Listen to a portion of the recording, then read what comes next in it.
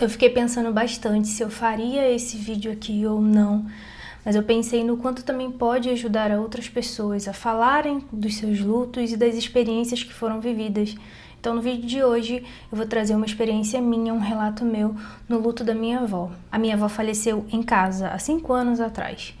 E eu lembro que quando eu cheguei na casa dela, estava rodeado de pessoas e vizinhos, de curiosos, né? Já tinham ligado para a SAMU para poder buscar, mas nada. Demorou um bom tempo. Eu, gente, sempre fui da área da saúde. Hoje eu sou psicóloga, trabalho com luto. Na época eu já estava formada, mas eu trabalhei durante 10 anos na enfermagem e sempre trabalhei em emergência e vivenciei sempre coisas muito difíceis com pacientes acerca da morte e adoecimento. Então, eu já precisei passar por situações bem delicadas dentro do hospital, nesse quesito de luto, né? Em acolher familiares, em ver situações delicadas. E quando a minha avó faleceu, eu ainda estava trabalhando no hospital. Eu lembro que a SAMU demorou muito para chegar. Quando eles chegaram, eles atestaram o óbito ali e levaram ela pro hospital. O hospital que eles estavam levando a minha avó era um hospital que eu já trabalhei.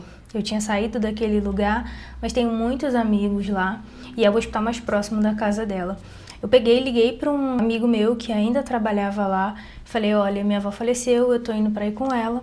Graças a Deus ele estava de plantão para poder me ajudar. A SAMU chegou para buscar minha avó e eu fui a pessoa que acompanhei ela na ambulância. Pensa numa situação péssima, horrível, desgastante. Por quê?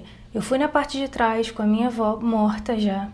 E ali na frente estava o condutor, e eu acho que a enfermeira, eu não sei. E o trajeto da casa da minha avó até o hospital era um trajeto muito curto, né? Uns 5 minutos a gente chegava no hospital. Mas pareciam que eram 50 minutos, uma eternidade. Por quê? Eu tava ali olhando para minha avó, refletindo sobre tudo que tinha acontecido. É um baque, é um desafio ter que entrar numa ambulância com alguém que você ama muito, que tá morto. Então passava um filme na minha cabeça, eu tava ainda assimilando o que tinha acontecido. Mas esse não foi o pior. O pior de tudo, de fato, foi em que nesse trajeto o condutor corria demais na ambulância.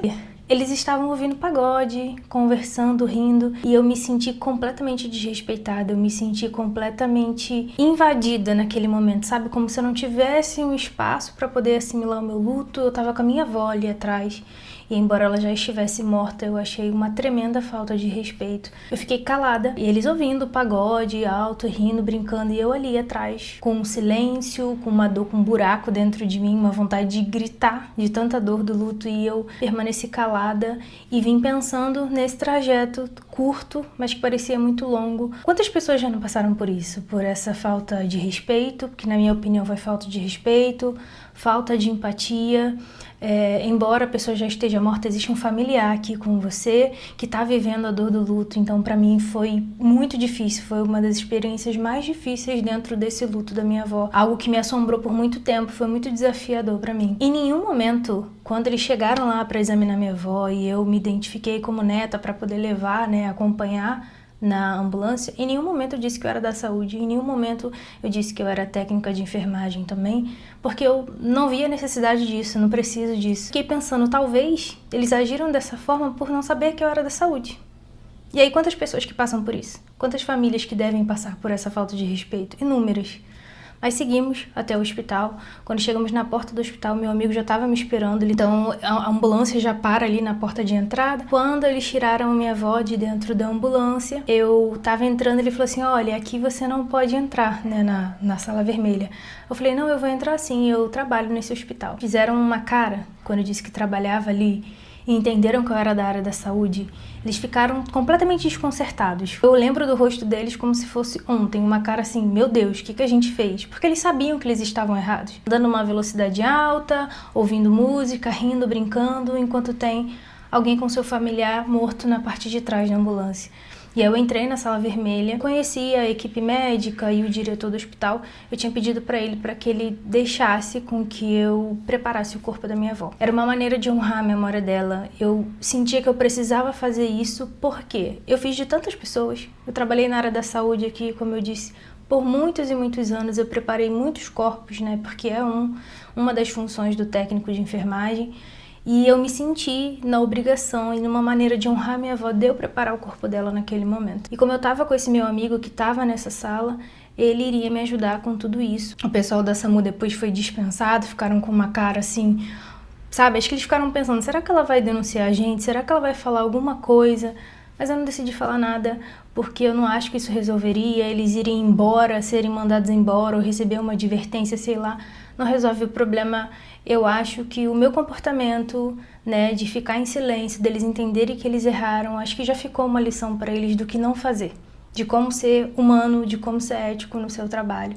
Aquilo me doeu bastante, porque naquele momento eu estava no lugar de um paciente. Por ser da área da saúde, eu me coloquei, eu estava naquele lugar, e todos nós estaremos um dia. Todos nós vamos passar por isso. E assim foi feito, o médico liberou, eu fui em casa, peguei a roupa da minha avó, o melhor vestido, a melhor roupa. Eu preparei o corpo dela. A gente precisa colocar os algodões e tudo mais. Foi uma parte muito sensível, muito difícil. Depois do luto da minha avó, eu tive outros lutos, mas eu decidi não fazer isso. Foi muito duro pra mim. Eu entendia que eu precisava fazer, né, como parte de honrar a memória dela, honrar ela de alguma forma, mas foi muito difícil pra mim, porque preparar o corpo de pessoas que você nunca viu na vida, você tá ali como profissional. E no momento que eu tô preparando da minha avó, é a minha avó. Uma vida inteira carregada de muitas memórias, de coisas boas, de tudo que a gente viveu, carregado de muito amor e de muita dor. A dor do luto, a dor da saudade. Mas eu fiz. E se não fosse esse meu amigo, eu não conseguiria. Ele me deu suporte pra tudo isso. A gente foi preparando o corpo da minha avó juntos ali.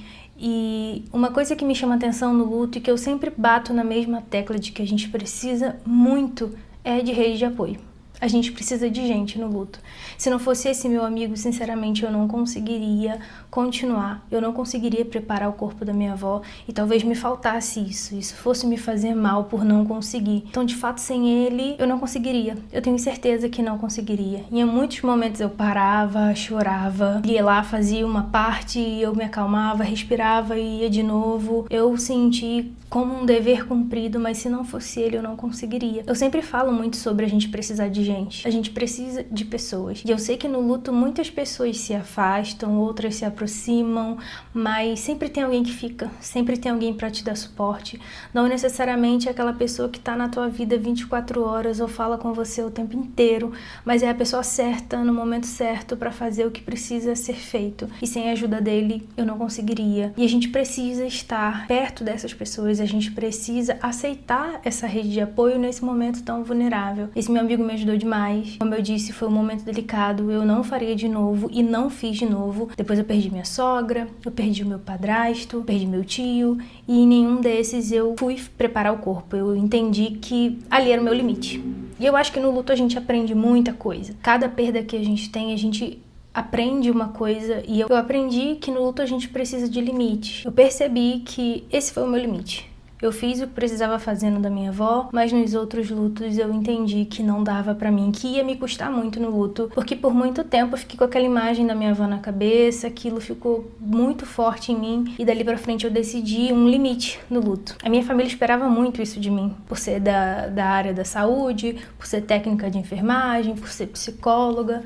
Mas as pessoas se esquecem que naquele momento eu só era uma neta. Uma neta atravessando uma dor, tentando honrar a memória da avó, tentando suprir as necessidades, principalmente tentando fazer tudo o que precisava naquele momento, porque as pessoas, mesmo sem maldade, jogaram muitas responsabilidades pra mim. E depois do luto da minha avó eu aprendi e entendi que não. Eu não consigo sozinha, eu preciso da ajuda de outras pessoas, eu preciso me respeitar, eu preciso entender o meu limite naquilo, porque não dá para dar conta de tudo. A gente precisa de gente do nosso lado. Esse meu relato eu trouxe para cá justamente porque eu entendo que muitas pessoas passam por isso, mas eu queria muito que você entendesse a importância de ter pessoas importantes ao seu lado. Nesse momento do luto, nesse momento vulnerável, nesse momento difícil que é o luto, que às vezes a gente não consegue fazer muitas coisas, a gente paralisa, a gente precisa delegar funções para outras pessoas porque a gente simplesmente não consegue fazer tudo e tá tudo bem. Entenda o seu limite, entenda o que você consegue fazer naquele momento, dentro das possibilidades que você tem. Bom, se você gostou desse vídeo, compartilha, se inscreva no canal. Luto precisa ser sentido, ele precisa ser falado, ele precisa ser vivido